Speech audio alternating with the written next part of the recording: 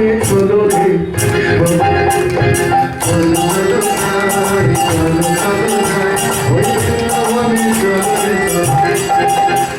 চলো চলো যাই চলো চলো যাই বৃন্দাবনে চলো রে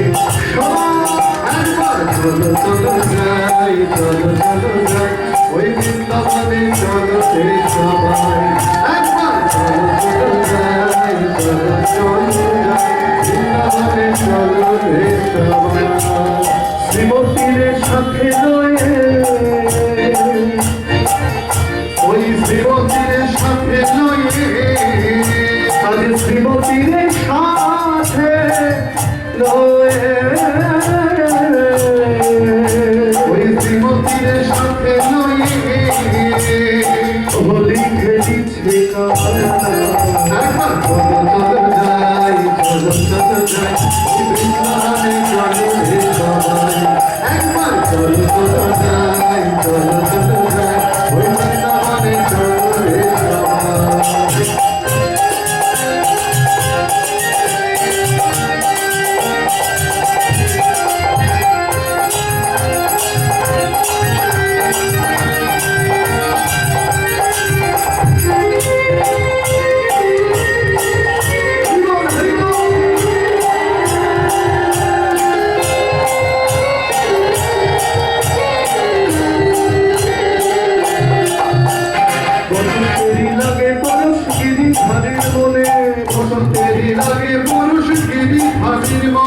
বসন্তেরই লাগে পরশ গিরিধারীর মনে বসন্তেরই লাগে পরশ ওই গিরিধারীর মনে রবে খালে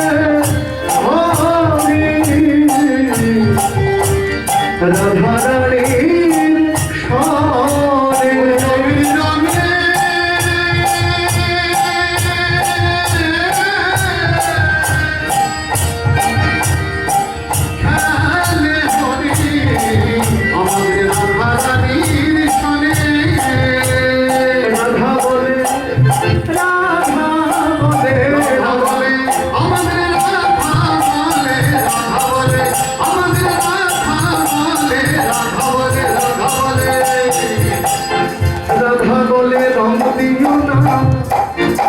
ওহে শ্যামলা একবার চলো চলো যাই চলো চলো যাই ওই বৃন্দাবনে চলো রে সবাই একবার চলো চলো যাই চলো চলো যাই ওই বৃন্দাবনে চলো রে সবাই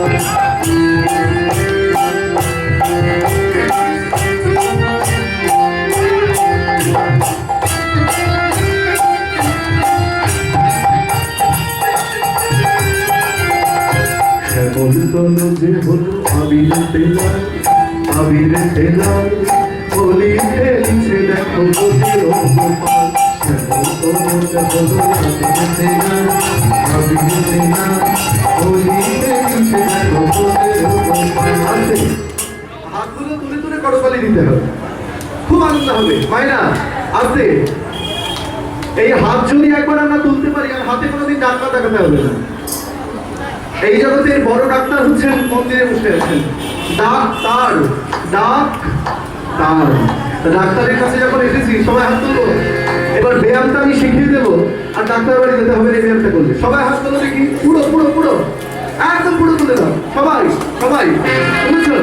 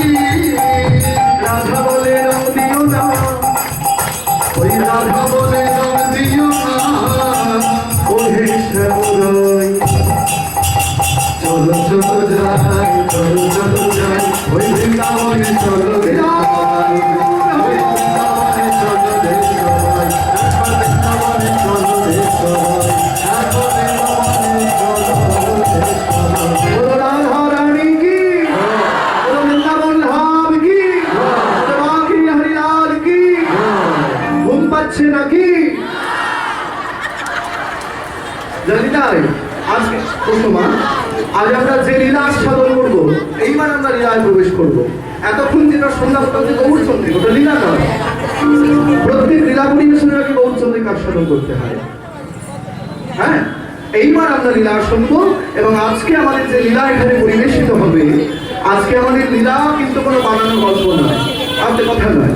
শুনে নাও, যে লীলা আজকে তোমরা শুনবে এটা কোনো ড্রামা নয়, নাটক নয়, অভিনয় নয়, এটা হচ্ছে একদম সত্য ঘটনা।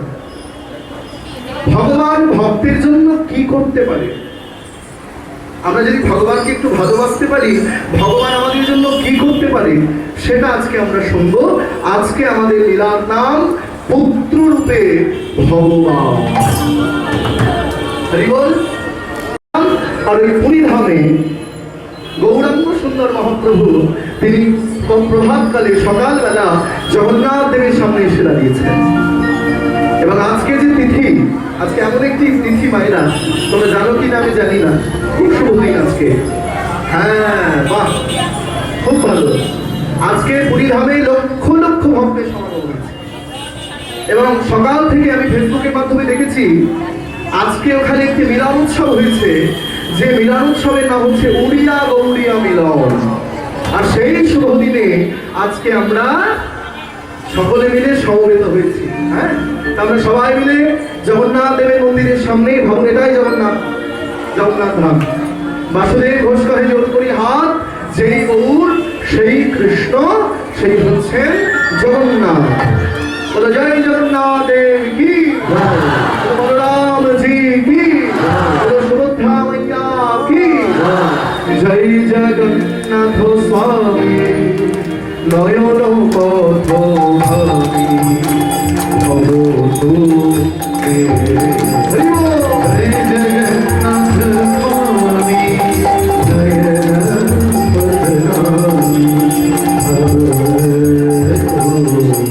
বলো জগন্নাথ স্বামী নয়ন পথ ভাবে তুমি জগন্নাথ স্বামী নয়ন পথনামী ভাবে তুমি জগন্নাথ স্বামী নয়ন পথগামী। কি নাম তোমার? প্রভু, আমাকে বলছি? হ্যাঁ, তোমাকে বলছি। কি নাম? আমার নাম হচ্ছে গোবিন্দ ঘোষ। কি সুন্দর নাম। আচ্ছা গোবিন্দ, তোমার বাড়ি কোথায়? মহাপ্রভু জিজ্ঞাসা করছেন। প্রভু, আমার বাড়ি হচ্ছে বর্ধমান জেলার অগ্রদ্বীপে, আমি সেই অগ্রদ্বীপ থেকে এসেছি। তা মহাপ্রভু বলছেন, বাহ, অগ্রদ্বীপ থেকে পুরীধাম কি করতে? চাকরি করতে না ব্যবসা করতে? না না প্রভু, আমি চাকরি করতে আসি নাই, আমি ব্যবসা করতে আসি নাই। তাহলে কি জন্য এসেছেন? না প্রভু, আমি এসেছি জগন্নাথ দেবকে দর্শন করতে। যাও মন্দিরে যাও, মন্দিরে রয়েছেন জগন্নাথ। বলে প্রভু, মন্দিরে যে জগন্নাথ রয়েছেন ও তো অচল, সে খেতে পারে না, কথা বলতে পারে না, হাঁটতেও পারে না। তাই আজ আমি অচল জগন্নাথ নয়, আজ আমি সচল জগন্নাথকে দর্শন করতে। জানো প্রভু, সেই সচল জগন্নাথ হচ্ছে তুমি। এই বলে গোবিন্দ ঘোষ মহাপ্রভুর চরণ দুটি বক্ষে জড়িয়ে ধরেছে। ও প্রভু, আমি সেই বর্ধমান থেকে পুরীধামে পায়ে হেঁটে কষ্ট করে এসেছি, সংসার ফেলে, ঘর ফেলে, বাড়ি ফেলে, সবকিছু পরিত্যাগ করে তোমার কাছে এসেছি তোমার সঙ্গী হব বলে। নাও না প্রভু, তুমি আমাকে তোমার সঙ্গী করে নাও না। মহাপ্রভু বলে, দাঁড়াও, যাও যাও যাও, ঘরের ছেলে ঘরে যাও, আমার সঙ্গী হতে দিও না। ঘরে ফিরে যাও, ঘরে ফিরে যাও, সঙ্গী হতে দিও না। কেন প্রভু? শোনো বাপু, আমার সঙ্গী হতে গেলে অনেক দুঃখ কষ্ট সহ্য করতে হয়। পারবে না ভাই, তুমি পারবে না, যাও ঘরে যাও। ও প্রভু, শোনো না, তোমার সঙ্গে থাকবো, হরিনাম করবো, নেচে নেচে বেড়াবো, আনন্দ করবো, এটা আমার দুঃখ কষ্ট কিসে? নাও না প্রভু, ও প্রভু, নাও না, তুমি আমাকে তোমার সঙ্গী করে নাও। মায়েরা, গোবিন্দ ঘোষকে দেখে মহাপ্রভুর পূর্ব লীলার কথা মনে পড়ে গেল। কোন লীলা? তোমার আমার সকলেই জানে একটি লীলা, যার নাম হচ্ছে মহারাস লীলা। ভগবান কৃষ্ণ রাসলীলা করছেন কাদেরকে সঙ্গে করে নিয়ে? গোপীদের সঙ্গে করে নিয়ে। এইবার যত গোপী তত কৃষ্ণ, যত গোপী তত কৃষ্ণ। আর গোপীদের মধ্যে এত আনন্দ, গোপীরা ভাবছেন কৃষ্ণ আমার সঙ্গে আছেন মানে কৃষ্ণ আমার, কৃষ্ণ আমার, কৃষ্ণ আমার। আমাদের এই চোখে অহংকার ভগবান কোনদিন সহ্য করে না। গোপীদের মধ্যে বড় অহংকার হয়েছে। গোপীরা ভাবছে কৃষ্ণ আমার আমার আমার, যেখানে আমার থাকে সেখানে ভগবান কোনোদিন থাকে না। গোপীদের কাছে থাকবো না। রাধারানীকে সঙ্গে করে ভগবান কৃষ্ণ গভীর বনের মধ্যে এসে দাঁড়িয়েছে। মায়েরাকে আশ্চর্য দেখে না, রাধারানী মনে মনে ভাবছেন যে ভগবান আমায় কত ভালোবাসে। বৃন্দাবনে এত রাধা, বৃন্দাবনে এত সুন্দরী আছে, কাউকে সঙ্গে করে এলো না, আমাকে সঙ্গে করে নিয়ে এলো। এটা পরীক্ষা করে দেখি। প্রাণনাথ, ও প্রাণনাথ, আর হাসতে পারছি না, আমায় একটু কাঁধে নিতে পারবে? যেই বলেছে কাঁধে নিতে পারবে, ভগবান কৃষ্ণ মনে মনে ভাবছে রাধে তুমি আবার প্রেমের গুরু, তোমার মধ্যে অহংকার, তাহলে তোমার কাছেও আর থাকবো না। রাধারানীকে একা ফেলে ভগবান কৃষ্ণ অন্তর্ধান হয়ে চলে গেল। মা রাধারানী বনের মধ্যে কৃষ্ণ হারা হয়ে হা কৃষ্ণ, প্রাণ কৃষ্ণ বলে বলে কাঁদছে। আর গোপীরা খুঁজতে খুঁজতে দণ্ড দণ্ড করে সমস্ত বন খুঁজতে খুঁজতে ওই গভীর বনের মধ্যে এসে দেখছেন রাধারানী নয়ন জলে মুখ ভাসিয়ে একা একা বসে বসে আছে। আর অত গোপীর মধ্যে একজন গোপী ছিলেন যার নাম রণতুঙ্গা গোপী। সেই রণতুঙ্গা গোপী রাধারানীর কাছে এসে বলছে, এই রাধে, রাধে তোর কৃষ্ণ কোথায়? তোর কৃষ্ণ তোকে ছেড়ে চলে গেছে বুঝি? তুই যে বলিস কৃষ্ণ আমার, কৃষ্ণ আমার, কৃষ্ণ আমার, শোন, তোর কৃষ্ণ যে তোকে ছেড়ে চলে গেল, আর কোনোদিন তোর কৃষ্ণ তোর কাছে ফিরে আসবে না। রাধারানী বলে, রণতুঙ্গা, তুই আমাকে এত বড় কথা বললি? শোন, আমিও যদি একদিনের জন্য গোবিন্দ সঙ্গ করে থাকি, আমি তোকে অভিশাপ দিচ্ছি, ভগবানকে কাছে পেয়ে, ভগবানকে কাছে পেয়ে ভগবানকে হারানোর যে যন্ত্রণা, সেই যন্ত্রণা তোকে একদিন সইতে হবে, তোকে একদিন সইতে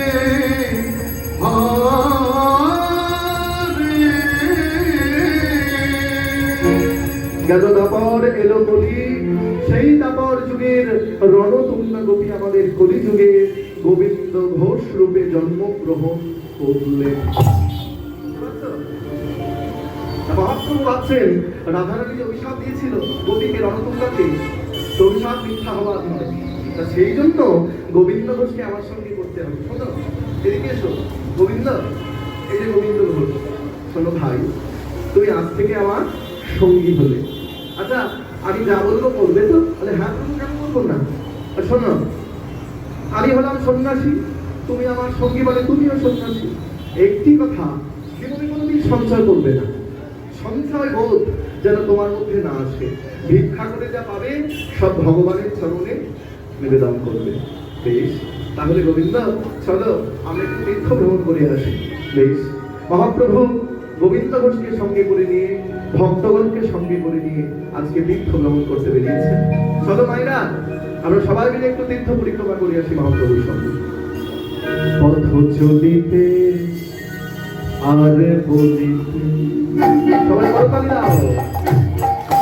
পথ চলিতে আর বলিতে তোমরা গাও গাও কৃষ্ণ নাম,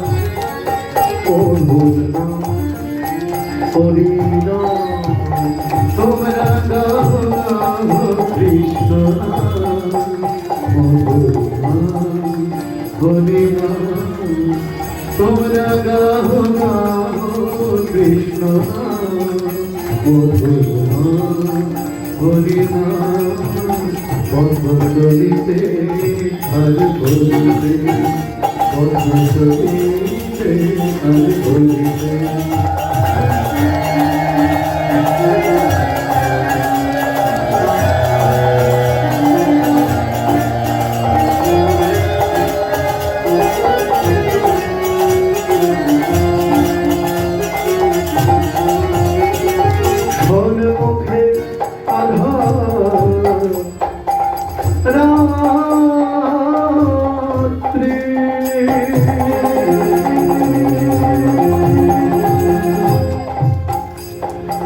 তুমি যে পথযাত্রী ওই সম্মুখে আধার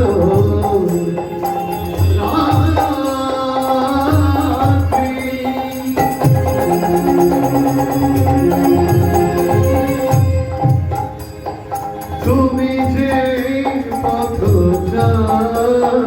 চলিতে পারে না কথা বলিতে পারে না কথা চলিতে পারে না কথা বলিতে পারে না বাড়িতে রান্না করছো তরকারি রান্না করছো কেউ অন্ন রান্না করছো রান্না করতে করতে মুখে বলবে হরে কৃষ্ণ কৃষ্ণ কৃষ্ণ হরে হরে হরে রাম রাম রাম হরে হরে কি হবে মা মুখের হরিনামের সঙ্গে তরকারিটা প্রসাদে পরিণত হবে মুখের হরিনামের সঙ্গে অন্নটা প্রসাদে পরিণত হবে ওই তরকারি তুমি তোমার স্বামীকে দিলে সে কৃষ্ণ ভক্ত হবে তোমার পুত্রকে দিলে সেই কৃষ্ণ ভক্ত হবে শাস্ত্রে বলছেন কোন বংশে কোন পরিবারে যদি একজন বৈষ্ণব সন্তান জন্মগ্রহণ করে তাহলে তার 14 পুরুষ কিন্তু উদ্ধার হয়ে যায় পথ চলিতে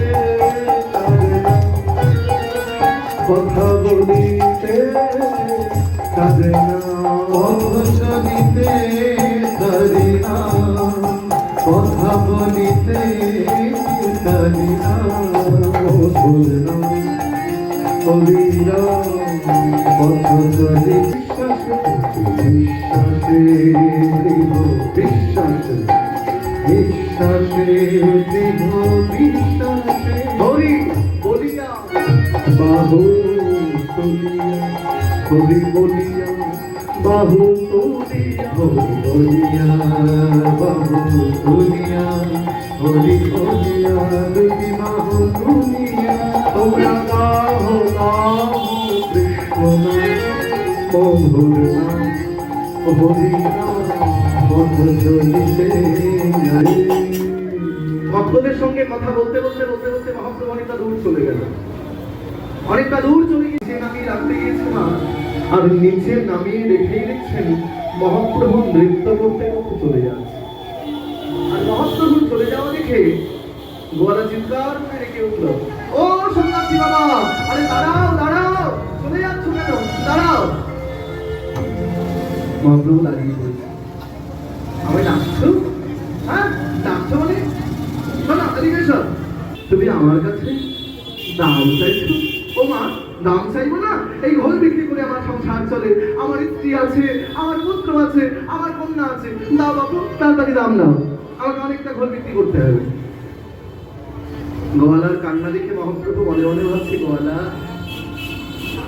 আর তুমি সংসারের জন্য কাঁদছো তুমি তোমার স্ত্রীর জন্য কাঁদছো পুত্রের জন্য কাঁদছো ওই কান্না তুমি তো কোনোদিন ভগবানের জন্য কাঁদনি সারাটা জীবন আমরা সংসারের জন্য কাঁদলাম সংসারকে ভালোবেসে গেলাম ভগবানকে আমাদের আর ভালোবাসা দেবো না তা মহাপ্রভু বলে গোয়ালা তুমি কেঁদো না ওই যে দূরে আমার ভক্তরা কীর্তন করতে করতে আসছে অত ভক্তের মধ্যে একজন ভক্ত আছেন তার নাম গোবিন্দ ঘোষ তুমি একটি কাজ করো ওই গোবিন্দ ঘোষের কাছ থেকে ঘোষের দামটি নিয়ে নিও এই বলে মহাপ্রভু চলে গেল আর ভক্তরা কীর্তন করতে করতে যখন আসছে আর এমন সময় তোমরা কৃষ্ণ কৃষ্ণ পদমুখে তোমরা কৃষ্ণ পদমুখে তোমরা কৃষ্ণ কৃষ্ণ পদমুখে কৃষ্ণ কৃষ্ণ পদমুখে অভাবে বুক ভরে যায় অভাব মিটায় বুক ভরে যায় অভাব মিটায় বুক ভরে যায় অভাব মিটায় বুক ভরে যায় অভাব মিটায় স্বভাব জাগায় মহাসুর কৃষ্ণ কৃষ্ণ ভজ কৃষ্ণ কহ কৃষ্ণ লহ কৃষ্ণ বল কৃষ্ণ ভজ কৃষ্ণ বল কৃষ্ণ তোমাদের কীর্তন বন্ধ তোমাদের হরে দেখে হরে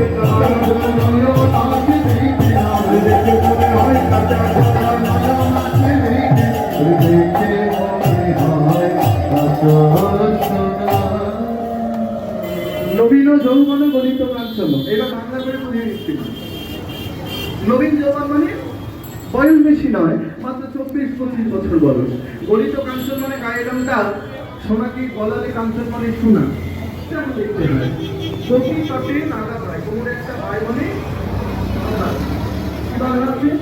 রানা ওর নাই হাত কৃষ্ণ বলিয়া বাহু তুলিয়া নাচিয়া নাচিয়া যায়